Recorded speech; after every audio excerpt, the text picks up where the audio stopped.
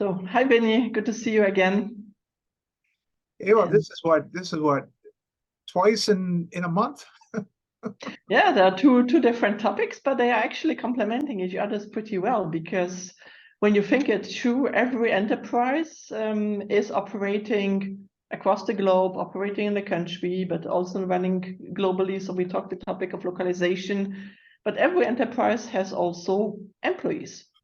And the topic of today is actually, I would like to discuss here is when companies are transforming digitally, or they have to invest to cope with the innovation, to achieve a competitive edge, also to showcase resiliency. So they are investing. In the end, the success is made by the people using the software or being enabled, or by the workforce they are having in the enterprise. So I'm really looking forward to the discussion today. So Eva, last week you presented on the localization. This is you wear a different hat. So describe a little bit of your role. Yeah, actually, Vinny, at SAP, I'm responsible as part of SAP Product Engineering. I'm responsible for key adoption drivers for our customers. The one being quality and security. Obviously, without quality and security, customers would not even think about buying SAP software. So they trust SAP, we get it right, and they can adopt and trust SAP software. The second topic we talked last time was localization. So customers are running in a country, across countries, up to 100 countries. Customers are operating there. They need a software which is reflecting the respective business processes in a country, but also giving them centrally the kind of trust and confidence that they can comply with government regulations, e-invoicing regulations, all of these topics. And the third topic I'm responsible for in the unit named SAP Enterprise Adoption here at SAP is the enablement of the workforce, the enablement of the users, the enablement of the employees. So that means the software being available in the language, so translated, and also the enablement means to learn learn about the software. And this is the topic for discussion today. Okay. So when we move and think about the situation customers are facing right now, and we see that customers are facing a lot of imperatives here. So on the one hand side, the business transformation, the agility, the supply chain topics, sustainability, which is a recurring pattern. And the majority of companies are capitalizing on the opportunities, but have also to cope with the challenges. There are two topics. Last time we discussed the regulatory compliance, so the ever-evolving set of regulations, the creativity by governments. Today, we will be talking about skilled workforce and how to make a difference with skilled people in terms of satisfaction, in terms of productivity. All of that is actually answered by the strategy of SAP and our offerings to customers, because here front and center is the cloud ERP, which is actually the answer for customers to operate in a resilient way with finance processes, with all the processes we're offering in the ERP business, so to speak, then complemented by human experience management, spend management, customer relationship management, all of that based on a business technology platform where customers can add, expand, create own applications to complement SAP's portfolio offering. And here also the notions of the end-to-end business processes.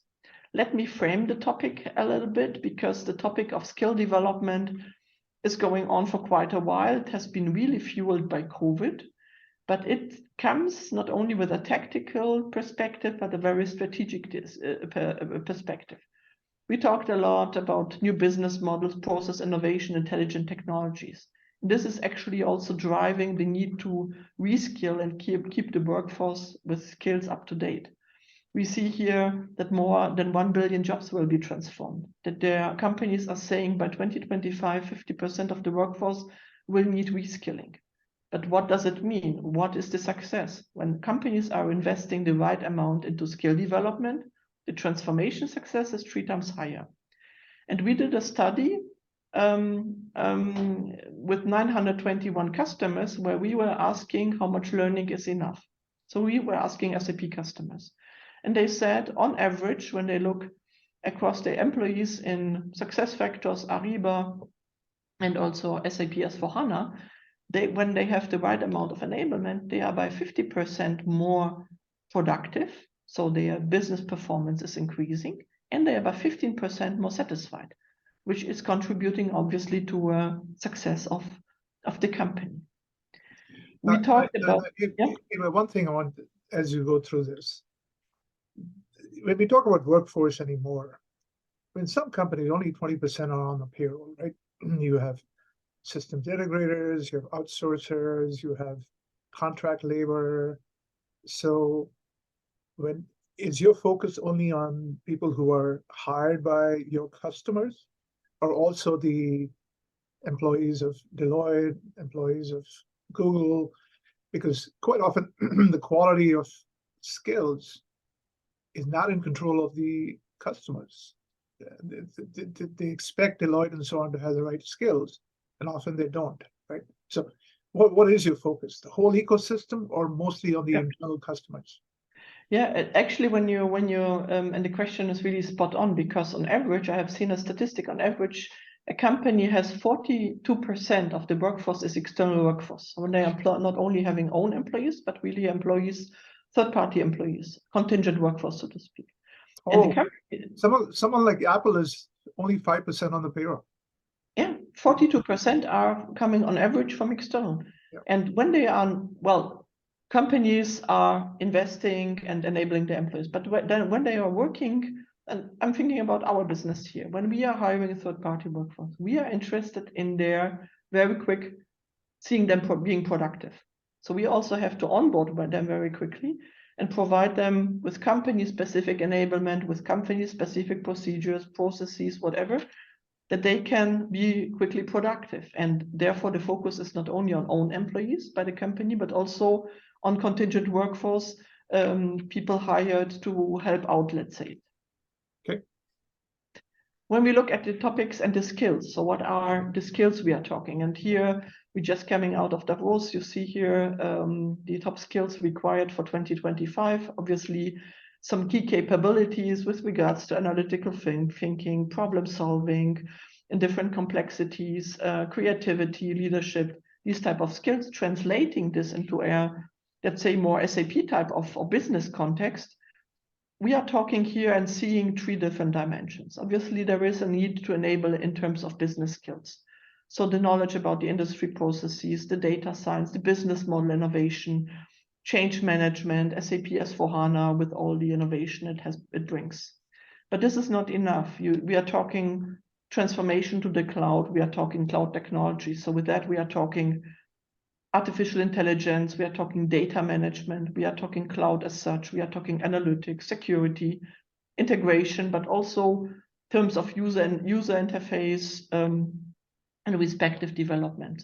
Again, this is not enough, so we need the third dimension, and this is actually going also in the direction here the World Economic Forum was talking about active learning, analytical skills, being able to communicate effectively, whatever type of audience you see, problem solving, and also leadership skills. So towards a successful transformation, you have to kind of find a combination of the three. Second is that also the way people are learning has transformed significantly. And when I reflect on the effects of COVID, actually COVID has even accelerated this. So the learning is more in the sense of a collaborative community supported learning. People like learning together, exchanging on questions, not only sitting alone, but really exchanging. It's largely self-led. So people want to consume the content in the continuous way, anytime, anywhere. They want to have personalized learning recommendations. Obviously, this is top of mind. That people get suggestions, what could they learn, what could they, where could they evolve their skills, where could they broaden. Obviously, we talked the triangle here, so the broad skill set, not only bring technical or the business perspective and the business processes, but also pairing this with communication skills and analytical thinking. People lead their own learning, empowering people. I think this is a very central cultural aspect. So you have seen this, we have seen this in times of COVID when people were at home and companies had to provide them with enable material because they learned about new processes, how to work from home, how to handle the processes, and they kind of empowered them even more to lead their own learning. And the moment of where do you learn really matters. So for an SAP user in the flow of the work, so in the context of the working environment and context of working with the software, but think about also the forklift driver in a plant, a manufacturing site where there is a need to enable in safety and security, they learn in the context of their work. So when we talk now moving into the solution space, obviously there are multiple ways how to make this happen.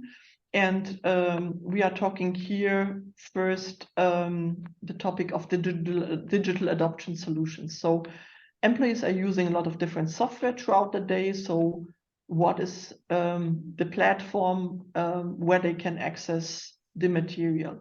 The one is the time they spend to look at the answers. So very quick, we're talking ChatGPT these days where people just ask a question and get the answer immediately. So how is it reflected that they can consume the information very, very quickly? Obviously topics of software usability. So how can the software be consumed in a way that people like it? And the time to learn is obviously shortened. And we have seen here huge success that there is a clear correlation between digital adoption, learning enablement, and the success of software implementation. In the end, we see success for companies, and I will cover some of those examples in a couple of minutes. You see when companies are taking a very proactive approach in pairing learning enablement with the introduction of new software, the success is more likely to happen. Obviously, there is a solution from SAP, and we are using this here internally as well. And you can take many solutions, but I want to highlight here one, which is actually has these characteristics. So the enablement is embedded in the flow of the work. So think about the business process. You get there the information needed with the material. You get a video to explain the video. You can stop, you can come back and see the video again. And all of that is in the language of your choice. So the language you're speaking. So you can translate the content in up to 40 languages. Obviously, customers can create, and there are multiple, they're not talking only learning about SAP software and the new processes. Customers are using variants of processes. They have specific settings.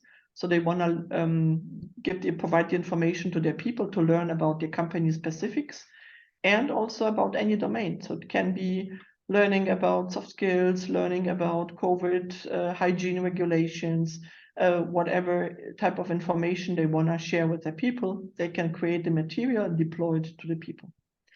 When we look at the customers, when they are thinking about new business processes, they want to first know how the processes are looking in the as-is status. So how processes are looking today, then they model this with SAP Signavio, and then they move towards the to-be status. So here also pairing the learning, the enablement, the documentation of the processes, the process models with the documentation. And when they are later in the projects here, cloud application lifecycle management, integrating with this, that you also can then document the projects.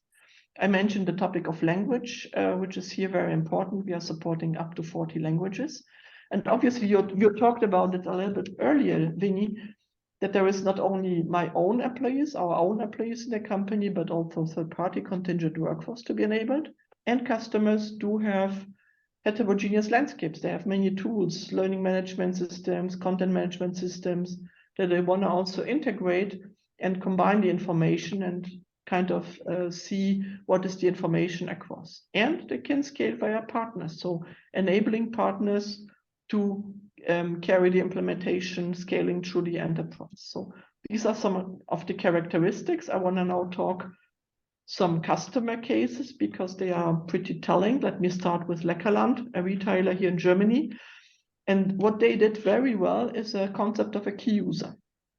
So when they introduced SAP S/4HANA, they first trained and captured the knowledge out of their 150 key users. The key users captured the knowledge, and then they scaled towards up to more than 2,000 people in the enterprise.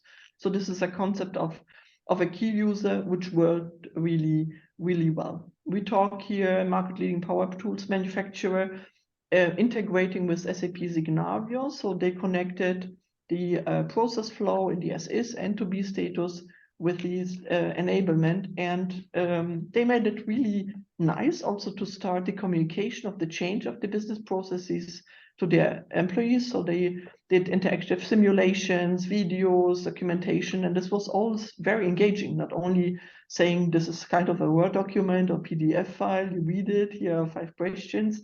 No, this was really, really engaging in a nice way they did. Are we talking global retailer based in the US, the largest one we have, and they were well enabling the employees with regards to the different topics in SAP. So they are on ECC, partly Ariba SuccessFactors. But what they did as well was when COVID started, they enabled their people, created specific learning material for their people in the stores to tell them how to consider hygiene requirements and how to cope with this. So also very customized learning material. I would like to mention the German pension fund, and I will actually start talking the topic when I outline patterns we see at the customers. So how do customers start and how do they evolve? So the patterns are actually that customers are first starting with the enablement along the business process. Obviously, this is the first thing customers want to learn. Employees have to learn for SAP processes, for non-SAP processes in the language of choice. So the first topic they do start with is the business process, enablement along the business process. Then they are looking at their people. Obviously, they have already consumption material, how they have learned and how they performed. And then with these insights, they go more into targeted performance support. So they are using insights out of the learning topic, supporting their people to learn on specific, more specialized topics. And then actually it evolves towards 2 topics. The one is you measure what people are doing, how they respond to the learning material. You can update the material, obviously, in different shape or forms, but also processes do change. There are new versions of software. We know this. We are for many years in the industry. There is obviously always something new to come. So it's also important to create and enable people along the life cycle of the applications, because there is a new version, of the process, and with that also there is a change. And here a need to upskill. And here I want to mention the German pension fund, because they evolved towards a very high level of maturity here with a holistic culture of knowledge. So they are sitting together, discussing the topics that people have to learn strategically. And the German pension fund is, well, Germany is structured into 16 different, let's say, sub-countries. So this is a central entity, which is then working centrally and decentrally. And they are really thinking strategically, what do people have to learn? What are the topics on the roadmap? Where do they want to transform? And how to enable the people best with a holistic knowledge management. So this is not only, let's say, very tactical. We have something is happening, we have to learn, or we start with a new software. We pair this at the moment of go live. People are enabled. So we, in the process and the project, they do care early about the learning, but they are here really taking a very strategic approach towards what are really the really important topics people have to learn and the way we want to develop people in the future. And here they are really a role model here. I also have a more detailed example of petroleum industry. They're a state-owned multinational corporation headquartered in Rio de Janeiro in Brazil. And they started, how did they start and how did they also progress along the journey? actually they started with the first version of SAP S/4HANA. This was a version localized for Brazil. And here it was about the respective assets, the processes, and change management processes. Then they translated the content within the application, so within S4 into Portuguese, so people could learn in their language. And they captured or created a lot of e-learnings that people could be more effective in onboarding of new employees and during change processes. And then they created material evolving further for specialized finance roles, obviously with the introduction of SAP S/4HANA, and also being more flexible also in the means they used. So this was not only, let's say, PDF, but here multimedia content, short videos with subtitles, really nicely created, and increased the acceptance by the users. People really liked it. A short video, 3 minutes, here a subtitle translated, available in Portuguese. They really enjoyed it. And then it moved forward to really work on the in-app applications, so help. What do they see when they open up the software and they click on the question mark in the upper right corner, and then all the enablement material is visible, provided by SAP, created by the company, specific for business processes or any type of topic. And then also the topic we discussed earlier along the life cycle of an application, of a business process, that they had to keep the material current. And all of that led to a higher efficiency and a higher satisfaction. In the case of onboarding, in the case of adoption, so really deriving the value out of the SAP S/4HANA investment, the people are knowledgeable and empowered and enabled to work with the software very successfully. And they did it in varying the material and the way they brought it to the user across the different channels. So when we talk in the end, for me, when I think digital transformation, I think transformation, people play a really essential role, and enabled people in the end make the acceptance, their satisfaction, with that also the productivity they bring back to the enterprise. They make a difference here and make it in the end a success. So customers do benefit from a successful transformation when they take care of their employees and drive a sustainable success. Obviously, there is a higher satisfaction. They are more productive and more efficient. They are also ensuring, there is a skill shortage, there is a shortage of talent. So here, people are more satisfied with the relevant skill sets. And we see when companies are moving along the transformation journey, they are able to evolve and go to the level of a holistic knowledge and change management and think very strategically about the topic. And obviously it's about not only the own people, but the broader perspective of employees, not only the people working with SAP software, but employees in the enterprise. So you can enable any type of employee with any type of skill needed, and along the different consumption channels, not only on a laptop, but also in a canteen, on a kiosk, or whatever you have as a means.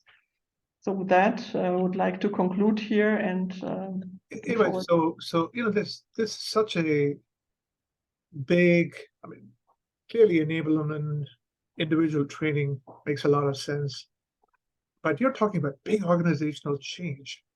yes. Don't the partners have their own change management philosophies and all that? How are they accepting this, or are they kind of saying, well, we'll take a little bit of SAP and add something of ours? How is that working with your partners? Yeah, actually pretty well. So on the one hand, we have I would say, we look at partners from two different perspectives. First, partners are customers. So partners are creating learning material for the people, doing also certifications. We have seen this in COVID, how they invested in certifications for S/4HANA, all of that. So they are customers creating learning material, enabling their people. But they are also implementation partners. The vast majority of SAP projects happens with the support of partners.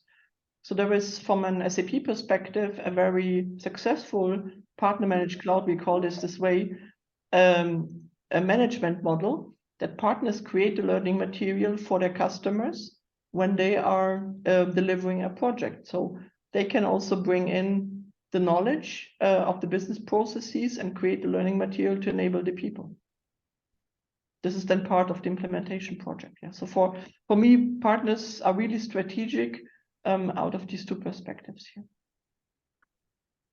You know, maybe for another day a topic, the fact that you're standardizing this for everybody is commoditizing their service. So some of them will, you know, they may say the right things, but they'll try to bring their own change management, proper processes, and so on. So, but no, this is impressive what you're doing.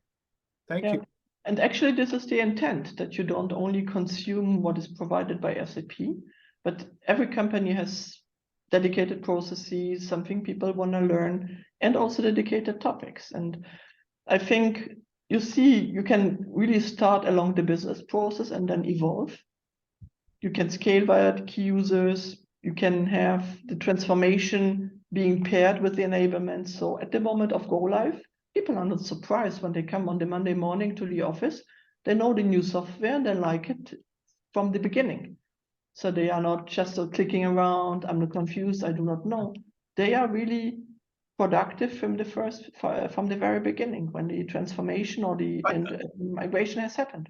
I like it because you're making it part of onboarding, right? So that's yes. It's not 6 months into the job that they wake up to it. Yeah. Very good. Thank you. So thanks for having me today, and all the best. Thank you again. Thank you. Bye-bye.